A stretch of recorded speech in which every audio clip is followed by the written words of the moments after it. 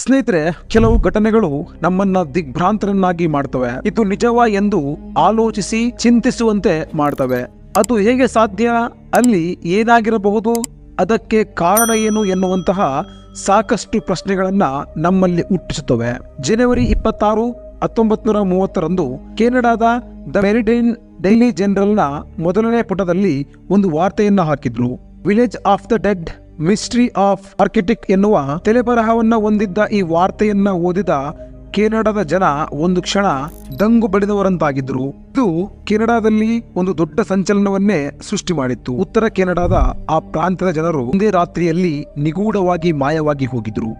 ಯಾವುದೇ ಪ್ರಾಣಿಗಳಿಲ್ಲ, ಯಾವುದೇ ಮನುಷ್ಯರೂ ಇಲ್ಲ, ಅಲ್ಲಿ ಯಾವುದೇ ಜಗಳಗಳು ಕೂಡ ಆಗಿರಲಿಲ್ಲ, ಯಾವುದೇ ಅನಾರೋಗ್ಯವೂ ಇಲ್ಲ. ಅಲ್ಲಿ ಏನಾಗಿತ್ತೋ ಯಾರಿಗೂ ತಿಳಿದಿರಲಿಲ್ಲ. ಅಲ್ಲಿದ್ದ ಮನುಷ್ಯರು ಮಾತ್ರ ಕಣ್ಮರೆಯಾಗಿ ಹೋಗಿದ್ರು. ಉತ್ತರ ಕೆನಡಾದ ಅಂಜಿಕುನಿ ಲೇಕ್ ಎನ್ನುವ ಸರೋವರದ ಬಳಿ ಸಣ್ಣದೊಂದು ಪ್ರಾಂತ್ಯದಲ್ಲಿ ಎಸ್ಕಿಮೋ ಎನ್ನುವ ಬುಡಕಟ್ಟು ಜನರ ಸಣ್ಣ ಗುಂಪೊಂದು ವಾಸವಿತ್ತು. ಅಲ್ಲಿ 100ರಿಂದ 150 ಜನ ವಾಸವಿದ್ರು. ಅಲ್ಲಿದ್ದ ಸರೋವರದಲ್ಲಿ ಮೀನು ಹಿಡಿದು ಅವುಗಳನ್ನ ಮಾರಾಟ ಮಾಡಿ ಜೀವನ ಮಾಡುವುದು ಅವರ ವೃತ್ತಿಯಾಗಿತ್ತು. ಆ ಪ್ರಾಂತ್ಯದಲ್ಲಿ ಹಿಮ ಬೀಳೋದ್ರಿಂದ ಅಲ್ಲಿ ಜನಸಂಖ್ಯೆ ತುಂಬಾ ವಿರಳ. ಅಲ್ಲೊಂದು ಇಲ್ಲೊಂದು ಮನೆಗಳನ್ನ ಕಟ್ಟಿಕೊಂಡು ಅಲ್ಲಿಯ ಜನ ವಾಸ ಮಾಡ್ತಿದ್ರು. ಅಂಜಿಕುನಿ ಸರೋವರದಲ್ಲಿ ಮೀನು ಹಿಡಿಯುವುದು, ಅಲ್ಲಿಯ ಇತರ ಪ್ರಾಣಿಗಳನ್ನ ಬೇಟೆ ಆಡಿ ಅಲ್ಲಿಯ ಜನ ತಮ್ಮ ಜೀವನವನ್ನ ಕಳೆಯುತ್ತಿದ್ರು. ಬೇಟೆ ಆಡಲು ಹೊರಗಿನಿಂದ ಬೇಟೆಗಾರರು ಅಲ್ಲಿಗೆ ಬರೋದು ಸಹ ಸಾಮಾನ್ಯ. 1930ರ ನವೆಂಬರ್ನಲ್ಲಿ ಮಂಜು ಬಿತ್ತಿತ್ತು. ಅಲ್ಲಿಗೆ ಜೋ ಲೆಬೆಲ್ಲೋ ಎನ್ನುವ ಬೇಟೆಗಾರ ಅಂಜುಕುನಿ ಸರೋವರದ ಸುತ್ತ ಬೇಟೆಗಾಗಿ ತಿರುಗುತ್ತಿದ್ದ.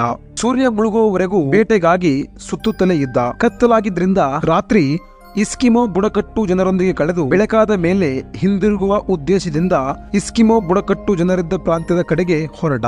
ಆತನಿಗೆ ಇದು ಸಾಮಾನ್ಯ. ಈ ಮೊದಲು ಸಾಕಷ್ಟು ಬಾರಿ ಆತ ಈ ರೀತಿ ಇಸ್ಕಿಮೋ ಜನರ ಜೊತೆಗೆ ಇದ್ದ.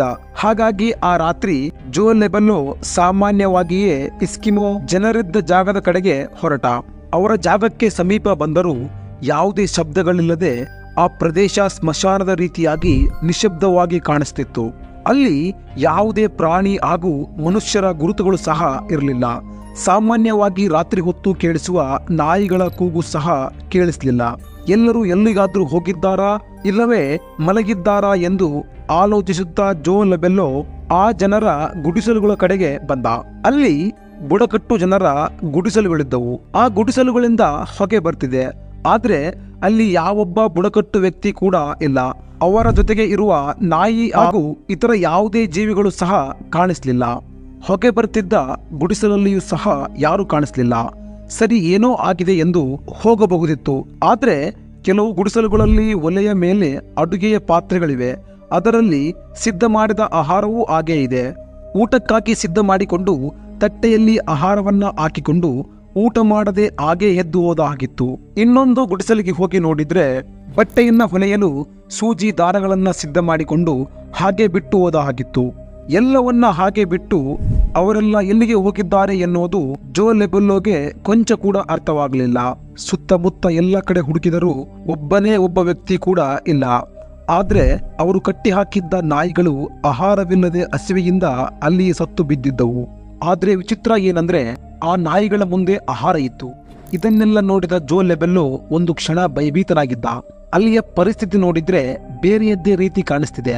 ಯಾವುದೋ ದುರ್ಘಟನೆ ನಡೆದಿದೆ ಎನ್ನುವ ಅನುಮಾನ ಆತನನ್ನ ಕಾಡಿತ್ತು.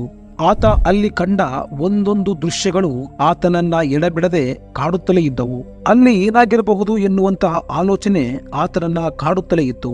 ಈ ವಿಷಯವನ್ನ ಹೊರಗಡೆ ತಿಳಿಸಬೇಕು ಎಂದುಕೊಂಡ ಜೋ ಲೆಬೆಲ್ಲೋ ತಡ ಮಾಡದೆ ಹತ್ತಿರವಿದ್ದ ಟೆಲಿಗ್ರಾಫ್ ಆಫೀಸ್ಗೆ ತೆರಳಿ ರಾಯಲ್ ಕೆನೇಡಿಯನ್ ಮೌಂಟೆಡ್ ಪೊಲೀಸರಿಗೆ ತಾನು ನೋಡಿದ ಎಲ್ಲವನ್ನ ಹೇಳಿದ. ಆತನ ಮಾತುಗಳನ್ನ ಕೇಳಿದ ಪೊಲೀಸರಿಗೆ ಇದೊಂದು ಕಟ್ಟುಕತೆ ಎಂದು ಭಾಸವಾಗಿತ್ತು. ಆದ್ರೆ ಅಲ್ಲಿಗೆ ಬಂದು ನೋಡಿದ ಪೊಲೀಸರು ಒಂದು ಕ್ಷಣ ಮೂಕ ವಿಸ್ಮಿತರಾಗಿದ್ರು.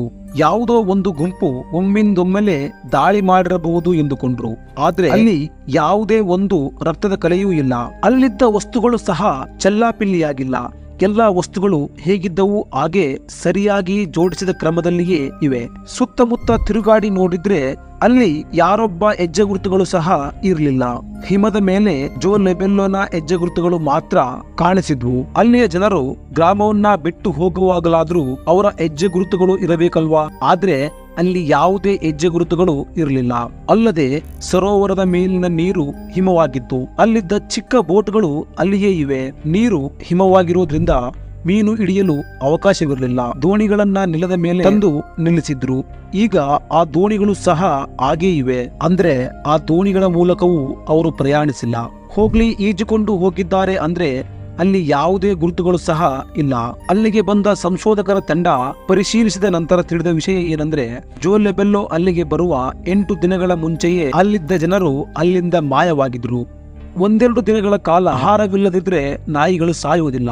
ಇದರಿಂದ ಇದೊಂದು ಗೊಂದಲಕರ ಕೇಸ್ ಆಗಿತ್ತು. ಎಷ್ಟೇ ಹುಡುಕಾಡಿದ್ರು ಅವರು ಎಲ್ಲಿಗೆ ಹೋದ್ರು, ಏನಾದ್ರು ಎನ್ನುವ ವಿಚಾರ ಮಾತ್ರ ತಿಳಿಯಲೇ ಇಲ್ಲ.